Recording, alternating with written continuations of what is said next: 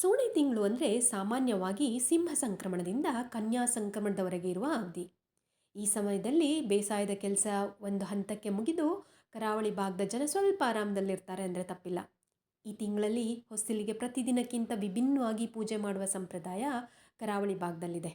ಹೊಸ್ತಿಲನ್ನು ಕೇವಲ ಮರದ ಅಥವಾ ಕಲ್ಲಿನ ಅಂಶ ಅಂತ ನೋಡದೆ ಮನೆಯ ಲಕ್ಷ್ಮಿಯ ಪ್ರವೇಶ ದ್ವಾರ ಮತ್ತು ಮಂಗಳದ ಸಂಕೇತವಾಗಿ ಗೌರವಿಸಲಾಗುತ್ತೆ.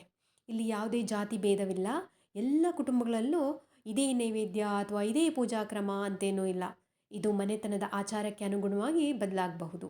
ನಾನು ಕಂಡಂತೆ ಅಥವಾ ತಿಳಿದುಕೊಂಡಂತೆ ಸೋಣೆ ತಿಂಗಳ ಹೊಸ್ತಿಲ ಪೂಜೆ ಹೀಗಿರುತ್ತೆ ಅಂತ ವಿಡಿಯೋದಲ್ಲಿ ತಿಳಿಸ್ತಿದ್ದೀನಿ. ಇನ್ನು ನಿಮ್ಮ ಕಡೆ ಯಾವ ರೀತಿ ಮಾಡ್ತೀರಾ ಅಂತ ತಿಳಿಸಿ. ಇಲ್ಲಿ ನಾನು ಶಾವಿಗೆ ಪಾಯಸ ಮಾಡ್ತಾಯಿದ್ದೀನಿ ಫ್ರೆಂಡ್ಸ್, ನೈವೇದ್ಯಕ್ಕೆ ಅಂತ. ತುಂಬ ಸುಲಭ ಮಾಡಲಿಕ್ಕೆ ಕೂಡ. ಹೊಸ್ತಿಲ ಪೂಜೆಯ ಆರಂಭ ದಿನ ಒತ್ತು ಶಾವಿಗೆ ಮಾಡೋದು ಪ್ರತೀತಿ. ಶಾವಿಗೆ ಎಳೆಯಲ್ಲಿ ಹೊಸ್ತಿಲ ಅಜ್ಜಿಯನ್ನು ಕಟ್ಟಿ ಹಾಕೋದು ಎಂಬ ಕತೆ ಕೂಡ ಇದೆ. ಆದರೆ ಈ ವರ್ಷ ನಾಗರ ಪಂಚಮಿ ಇರೋದರಿಂದ ಶಾವಿಗೆ ಮಾಡೋ ಹಾಗಿಲ್ಲ ಅಂತ ಪಾಯಸ. ಇಲ್ಲಿ ಪೂಜೆಗೆ ಬೇಕಾಗಿರೋ ಸಾಮಗ್ರಿಗಳನ್ನೆಲ್ಲನೂ ರೆಡಿ ಮಾಡಿ ಇಟ್ಕೊಂಡಿದ್ದೀನಿ. ಪ್ರತಿದಿನ ಬೆಳಗ್ಗೆ ಸ್ನಾನದ ನಂತರ ಅಥವಾ ಮುಸ್ಸಂಜೆ ಹೊತ್ತಲ್ಲಿ ಕೈಕಾಲು ತೊಳ್ಕೊಂಡು ಶುದ್ಧವಾಗಿ ಮನೆಯ ಮುಖ್ಯ ಹೊಸ್ತಿಲನ್ನು ತೊಳಿಬೇಕು.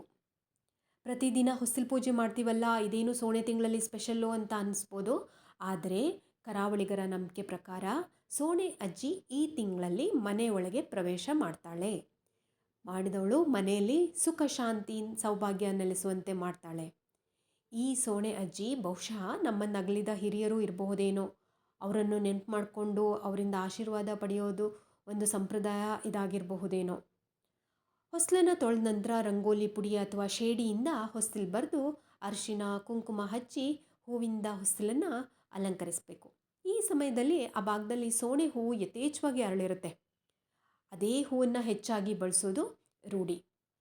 ಮಾಡಿರುವ ನೈವೇದ್ಯವನ್ನು ಸಮರ್ಪಿಸಿ ಧೂಪ ಬೆಳಗಿ ಆರತಿ ಮಾಡಿ ಒಂದು ಹೂವನ್ನಿಟ್ಟು ನಮಸ್ಕರಿಸೋದು ಕ್ರಮ. ಮನೆಯಲ್ಲಿರೋ ಹೆಣ್ಮಕ್ಳೆಲ್ಲ ಹೂವನ್ನಿಟ್ಟು ನಮಸ್ಕಾರ ಮಾಡ್ತಾರೆ.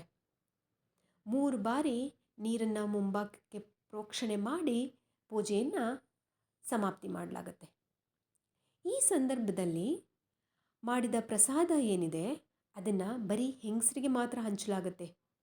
ಅದೇನಕ್ಕೋ ಗೊತ್ತಿಲ್ಲ. ಯಾರಿಗಾದರೂ ತಿಳಿದಿದ್ದರೆ ಅದನ್ನು ಶೇರ್ ಮಾಡಿ ಪ್ಲೀಸ್.